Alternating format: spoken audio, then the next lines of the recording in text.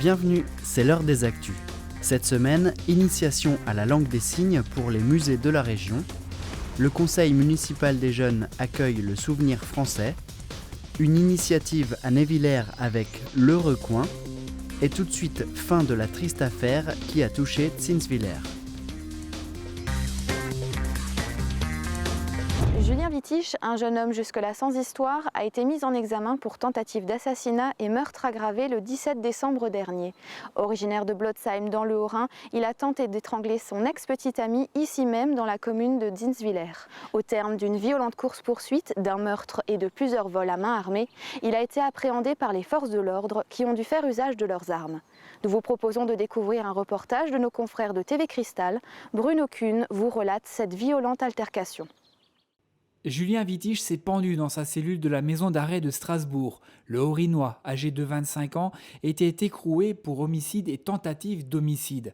Le 13 décembre dernier, il avait tenté de tuer son ex-petite amie. Pris en chasse, le jeune homme a échappé aux gendarmes qui le poursuivaient. Arrivé à Zinswiller, il aurait porté un coup de couteau à un ouvrier de 42 ans pour lui dérober sa camionnette. Le père de famille n'a pas survécu à cette blessure. 2 jours plus tard, Julien Wittisch est repéré à Wolminster, puis à Bitche. C'est là qu'il a menacé de son couteau 2 automobilistes dans le but de s'emparer de leur véhicule. Le jeune homme est finalement parvenu à ses fins tout en séquestrant un passager qui parviendra à s'extraire du véhicule en fuite. Repéré par hélicoptère, pris en chasse par un véhicule de la gendarmerie, Julien Wittisch achèvera sa folle randonnée près d'Örmingen. Menaçant les gendarmes, ces derniers avaient tiré à 4 reprises sur lui. Blessé, le fugitif aurait alors tenté de se tuer à l'aide de son couteau. Il est héliporté vers l'hôpital de Haute-Pierre de Strasbourg où il a pu être sauvé. Incarcéré à Nancy, puis à Strasbourg, Julien Wittisch, lui-même père d'une petite fille, s'est donné la mort. C'était dans la nuit de lundi à mardi.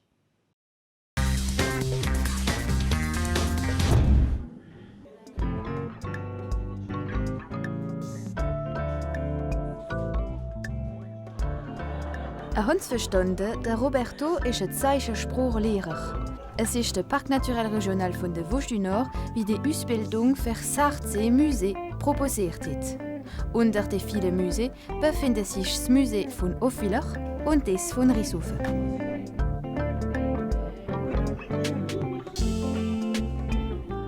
Qu'est-ce qu'on a fait? On a appris l'alphabet, on a appris à se présenter, un peu à se décrire, dire les jours, les mois, l'année, quand le musée était ouvert ou fermé. Eine Sprache zu lernen, braucht seine Zeit, weil dem haben sie nur mit Fundamenten bis jetzt gelehrt. Donc bonjour, c'est comme ça, voilà, à ne pas confondre avec merci. Enfin, c'est un peu pareil, je crois que le signe est plus ou moins court.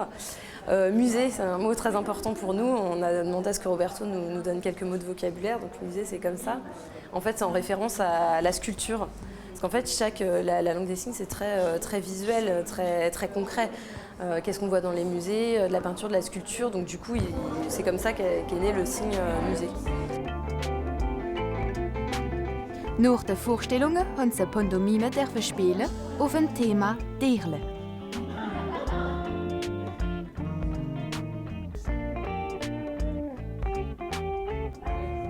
Dies bedeutet zum Beispiel Koala. On a réparti la formation sur plusieurs musées, comme ça permettait à Roberto de connaître le lieu de travail de chacun des participants. Et c'était un cycle de 30 heures. Donc c'était un jeudi sur 2, 3 heures depuis octobre jusqu'à maintenant. Donc aujourd'hui, 1er mars, c'est le dernier cours de langue des signes. Dank der Ausbildung waren Videos hergestellt, wie die Museen auf Zeichensprache präsentieren. Die Videos waren dann bald auf Internet sehbar sind.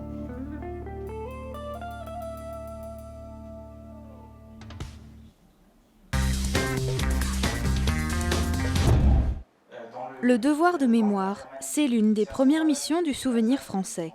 Le temps d'un après-midi, le conseil municipal de Reichshofen et Névillers a reçu la visite de l'un des membres de cette délégation du Bas-Rhin.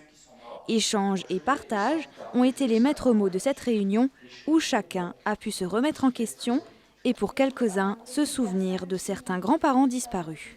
Éventuellement, oui, très bien. Donc en fait, la mission du Souvenir français, c'est d'entretenir la mémoire des soldats qui sont morts pour la France. Et donc à partir de là, ce devoir de mémoire concerne surtout les jeunes, puisque dans les prochaines années, c'est les jeunes d'aujourd'hui qui seront amenés à entretenir le souvenir de tous ces soldats qui sont morts à Reichshoffen, autour de Reichshoffen, lors des différents conflits franco-allemands. Et donc il était important pour nous de se présenter aux jeunes, afin qu'ils soient informés de ce qui s'est passé localement, pour pouvoir prendre la relève dans quelques années. À l'écoute et très intéressés par la question du souvenir de ceux qui sont morts pour la France, les enfants s'empressent de poser de nombreuses questions. Quelle est la mission du Souvenir français? Pourquoi? Comment devient-on membre? Tant de questions auxquelles Olivier Riche a dû donner des réponses. C'est bien de parler, de se souvenir des morts qui sont quand même morts pour notre pays et notre nation, alors c'est assez important quand même. C'est bien parce que sinon on n'aurait peut-être pas su en quoi consiste leur association. Et puis ça nous permet d'apprendre de nouvelles choses parce que c'est pas seulement au sein de la commune, c'est plus aussi pour notre histoire. Enfin, on peut en retenir des choses pour l'histoire. Moi je les ai sentis très intéressés. C'est vrai que c'était impressionnant de voir comme ils étaient curieux, comme ils avaient envie d'apprendre des choses, comme ils avaient envie de participer en donnant leur avis ou en se manifestant de manière très positive par rapport à tous les points qu'on a eu l'occasion d'aborder aujourd'hui. À l'issue de cette rencontre, le trésorier du Souvenir français a offert un livre à chacun des enfants, un petit geste pour perpétuer ce devoir de mémoire et qui aura scellé en quelque sorte cette rencontre.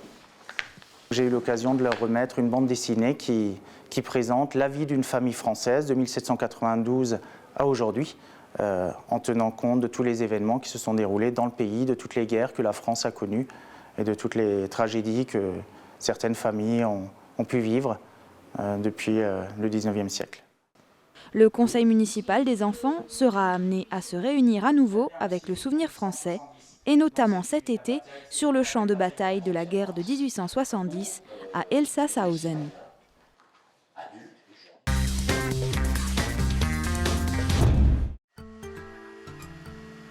Un sèche-cheveux. Contrairement à ce que l'on pourrait croire, nous ne sommes pas dans un salon de coiffure, mais à la boîte à patch à Névillers où s'est tenue l'inauguration d'une nouvelle boutique. Baptisé Le Recoin, ce projet est destiné à mettre en avant les créations artisanales, comme les poteries ou les broderies, réalisées par 3 artistes devenus amis au fil du temps. Pour certaines choses, on avait des goûts en commun et qu'en tout cas, nos domaines de travail, de création étaient communs. Sandra, les tissus, le patchwork, Véronique, les tissus, la broderie, l'encadrement, moi, les boutons, la céramique. On arrive à faire des choses ensemble. Et donc, tout de suite, il est rapidement venu l'envie de travailler ensemble. Donc, travailler, c'était bien, c'était faire des créations communes, faire des kits, par exemple, entre le patchwork et la céramique. Un projet où chaque artiste est complémentaire, facilitant ainsi la collaboration entre chaque partie. Moi, je m'y intègre déjà avec grand plaisir puisque c'est avec des amis et en fait de travailler ensemble, c'est une émulsion de choses. Les broderies, on peut y associer les tissus, on peut y associer les boutons, on peut en faire des boîtes, des sacs. On peut vraiment travailler et enrichir les choses de notre travail à toutes les 3. À cette occasion, les familles et les amis des artistes étaient conviés à une réception qui s'est déroulée dans la bonne humeur. Le Recoin a ensuite été inauguré en présence du maire délégué de Névillers et du maire de Reichshoffen. Ce projet a d'ores et déjà un effet très positif. Ce partenariat, moi, ça me booste énormément. C'est vraiment très motivant d'avoir des personnes autour qui donnent des idées, qui proposent d'autres choses. Et quand je montre un travail, ils me disent « Ah tiens, mais pourquoi pas faire autrement ?» Et alors, comme ça, on se vraiment motive les unes les autres et c'est vraiment très, très enrichissant et super, quoi. Depuis le 1er mars, broderie, bijoux, encadrement et autres fantaisies vous attendent à la boîte à patch de Névillers.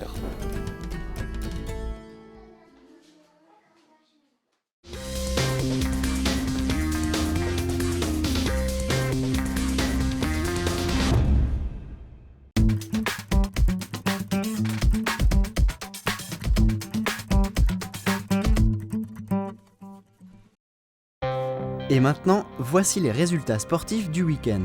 Handball, les Vosges du Nord se sont imposés à Betschdorf 33-31. Le HBC Rhénan 3 gagne à domicile contre l'équipe 2 36-21. et les féminines sont allées gagner au Val d'Argent 16-8. Football, Dambar Neuenhofen gagne contre Rittershofen 4-3. Drüllingen bat Gumbrechtshofen 2-1. Gundershofen l'emporte 1-0 contre Schwindratzheim. Schillersdorf marque 3 buts, mais Merzwiller gagne le match avec 5 réalisations. Brumath bat Niederbronn 2-1. Oberbronn perd 3-0 à la maison contre Neuhäusel. Hofwiller l'emporte 1-0 contre Dürrenbach. Reichshofen perd 1-0 à domicile contre Lampertslor Merkwiller. Et Laubach-Zinswiller se séparent sur un match nul, un partout. À la semaine prochaine pour d'autres résultats.